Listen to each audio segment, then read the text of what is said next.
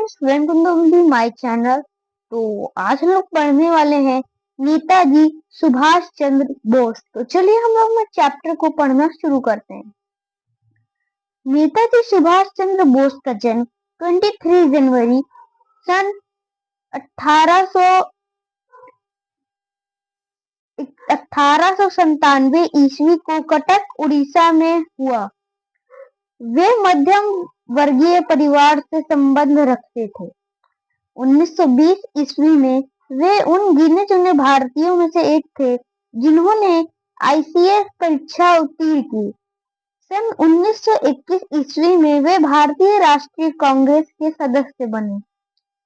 सन 1938 ईस्वी में वे कांग्रेस के हरिपुरा सेशन में अध्यक्ष बने। पुनः सन 1939 ईस्वी में त्रिपुरा सेशन कांग्रेस के अध्यक्ष बने। नेताजी सुभाष चंद्र बोस भारतीय राष्ट्रीय संग्राम में सबसे अधिक प्रेरणा के स्रोत रखते हैं। वे यह व्यक्ति हैं जिन्होंने कहा, तुम मुझे खून दो, मैं तुमको आजादी दूंगा। और इस नारे के बाद तुरंत सभी जाति और धर्मों के लोग खून बहाने के लिए आ खड़े हो गए। लोग अपने नेता से बहुत अधिक प्रेम करते थे और उनके मन में नेताजी के लिए श्रद्धा भी थी। उनके पिता जानकीनाथ बोस का एक प्रसिद्ध वकील थे और उनकी माता प्रभा देवी धार्मिक महिला थी। सुभाष चंद्र बोस बचपन से ही मेधावी छात्र थे। उन्होंने कलकत्ता प्रेसिडेंसी कॉलेज में प्रवेश लिया।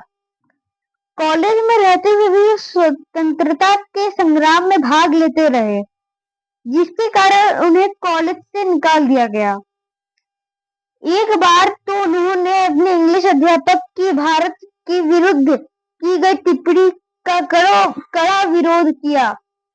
जब उनको कॉलेज से निकाल दिया गया, तब आशुतोष मुखर्जी ने उनका दाखिला स्कॉटिश चर्च कॉलेज में कराया, जहां से उन्होंने दर्शन शास्त्र में प्रथम श्रेणी में बीए पास किया।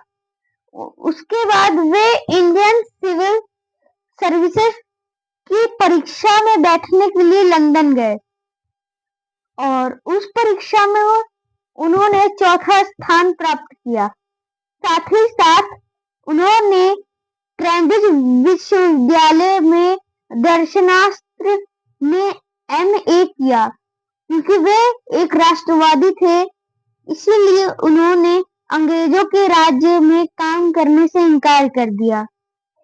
उनके पश्चात उन्होंने भारतीय राष्ट्रीय संग्राम में भाग लेना प्रारंभ कर दिया। उन्होंने महात्मा गांधी के नेतृत्व में देशबंधु चित्तरंदास के सहायक के रूप में कई बार स्वयं को गिरफ्तार करवाया।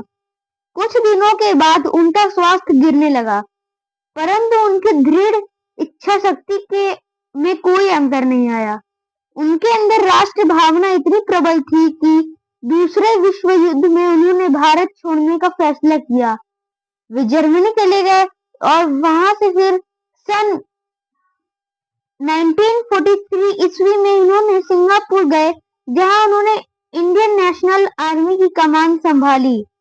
जापान और जर्मनी की सहायता से उन्होंने अंग्रेजों के विरुद्ध लड़ाई करने के लिए एक सेना का गठन किया, जिसका नाम उन्होंने आजाद हिंद फौज रखा।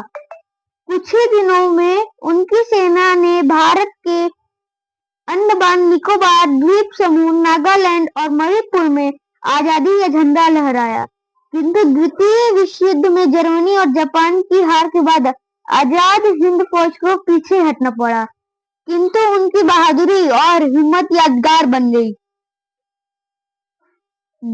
और आज भी हम ऐसा विश्वास करते हैं कि भारत की आजादी आजाद हिंद फौज के सिपाहियों के बलिदानों के बाद मिली है। ऐसा माना जाता है कि 18 अगस्त सन 1945 ईस्वी को सुभाष चंद्र बोस की मृत्यु एक विमान दुर्घटना में हो गई, लेकिन आज तक नेताजी की मौत का कोई सबूत नहीं मिला। तो अगर आपको आज का ये चैप्टर पसंद आया हो तो वीडियो को लाइक एंड चैनल को सब्सक्राइब कर लीजिएगा। तो बाय बाय, मिलते हैं नेक्स्ट वीडियो में।